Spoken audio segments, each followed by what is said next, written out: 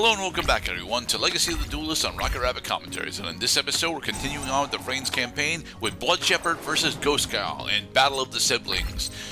She really is trying to convince us that Dragovina is honestly a really powerful Altergeist monster, but it's just not. So we go into Tetherwolf. Tetherwolf's effect to bring out another token. Then we can use both of our tokens in order to go... Well, actually, we're going to use one of our tokens in order to blow up... I'm pretty sure we blow up Manifestation, right? No, we're just going to blow up Drag, which it, of course, blows up Manifestation.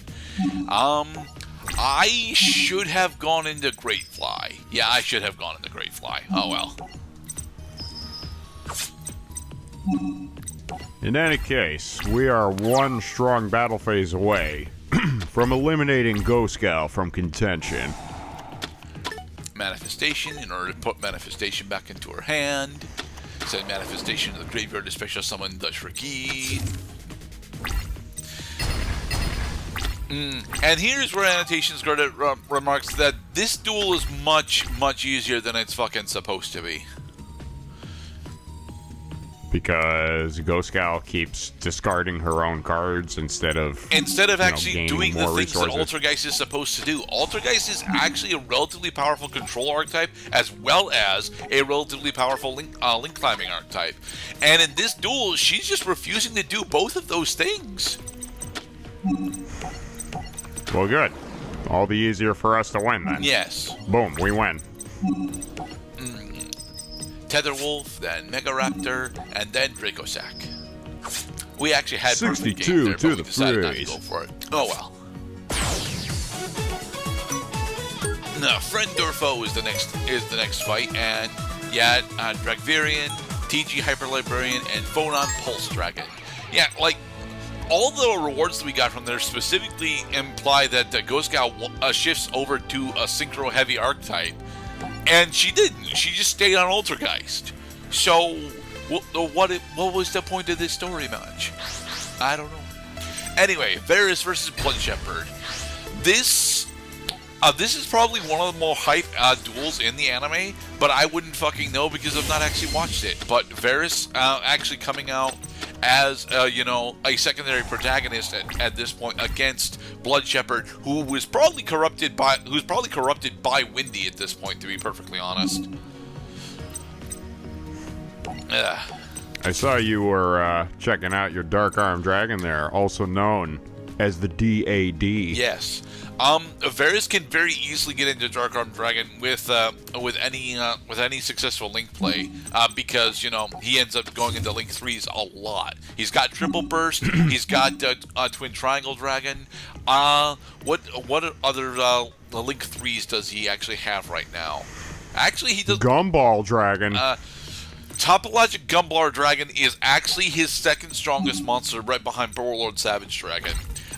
To the point where the fact that it's actually generic is one of its bigger problems. God damn it, I was really hoping to use that. No, well. Let's use it. It doesn't matter. It's going to get blown up by MST anyway. I had the satisfaction of at least playing it. And then you destroyed it because it's still a trap type, even though it's also a monster.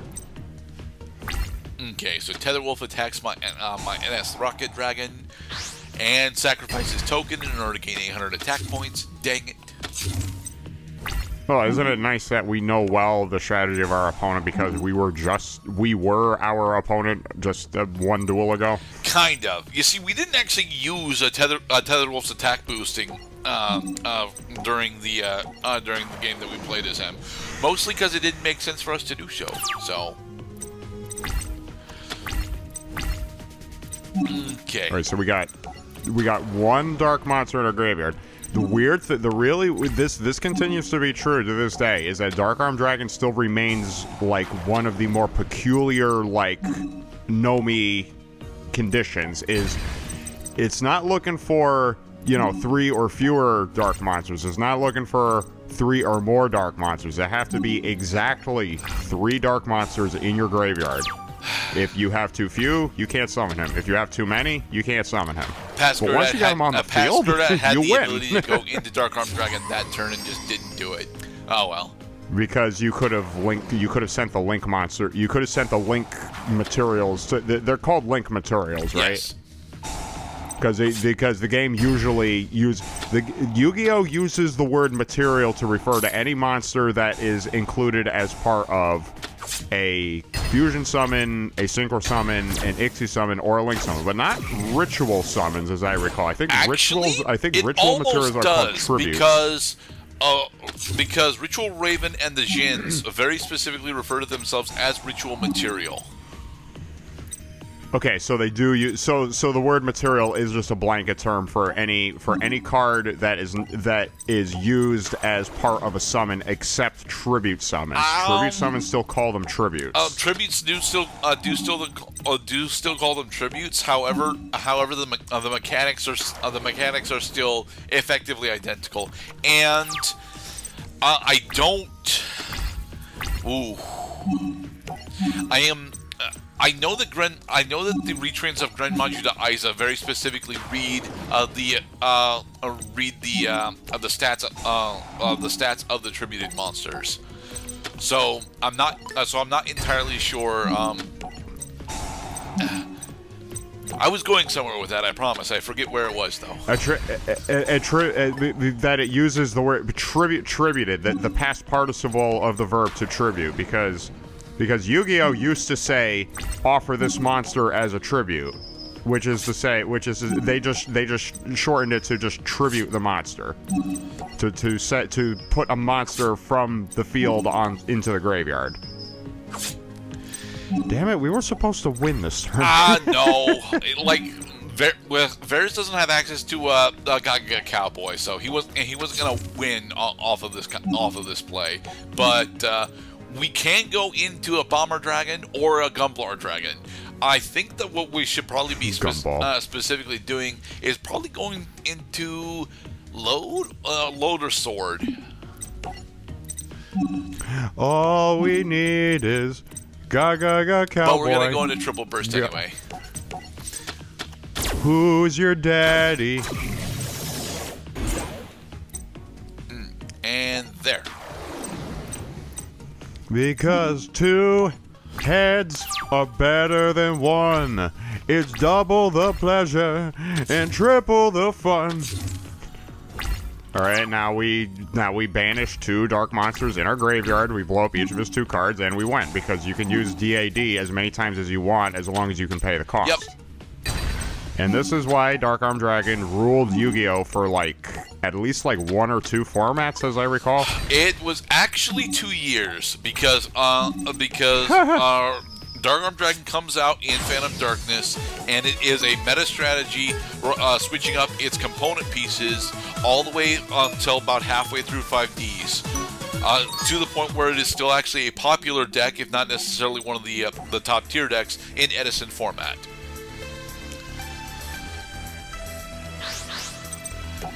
Lightning. It falls about off Windy. Extremely hard as of Tengu Plant, though, which is sad. Tengu Plant. Anyway, Lightning is the corrupted light AI, and it's really weird that he's the corrupted light AI, because I don't think that he was actually running Noble Knights in the anime, mostly because I'm relatively convinced that Noble Knights have never actually shown up in the anime. But this also means that we very specifically do not have Lightning's actual deck that he was running in the anime, so we gotta figure out how the fuck to play Noble Knights.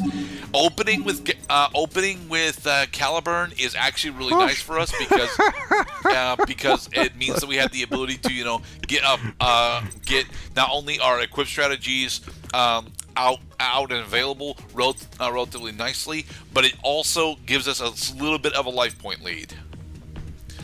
Looks like Hip Hoshingen is just showing everybody his new sweet tat. Hip Hoshingen is a very interesting card for Lightning to be running, specifically because the boost does come into play. It's just not nearly as relevant as it's supposed to be.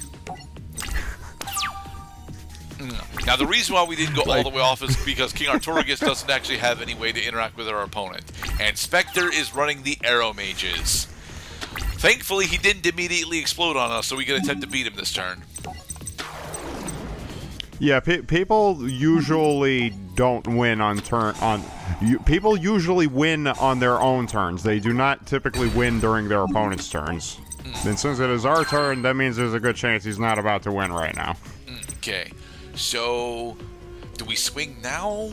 I don't really want to swing now, but we probably should just swing now. Okay, we're just gonna swing now. Excalibur. Okay, swing for 5k.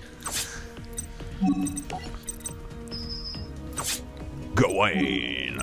Yeah. Alright, so from here,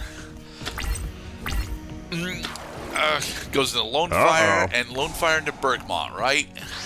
Here it comes. Yep, Lone Fire into Bergmont. Now, Bergmont, in order to run over our Caliburn equipped, it's not Dresden. Yeah, it was Dresden. Now, Caliburn effect. Excalibur. Yes, Caliburn effect to equip it onto Modrot. Oh, look, another Galatane. Nice. We have such useful equipped spells. We have very useful equipped spells. So I think if my math is correct, we just have it here. We just got a normal summon. Berdweir effect in order to send Destiny, rather. Yeah, we're gonna send Destiny. Then but we can only control one Galatane, which is sad. I mean, it is a very powerful card, come to find out. Your Bergamot is now Burger. Juicy, delicious, carnivore-ridden burger. Okay, now we can activate Bedweir's effect in order to switch Galatane over to it. And booyah! Waha! Yay. In the next episode, we'll continue on with the Rain storyline with Windy's Revenge. We got human wins. Woot! I like the Arrow Mage archetype. Be safe, everybody.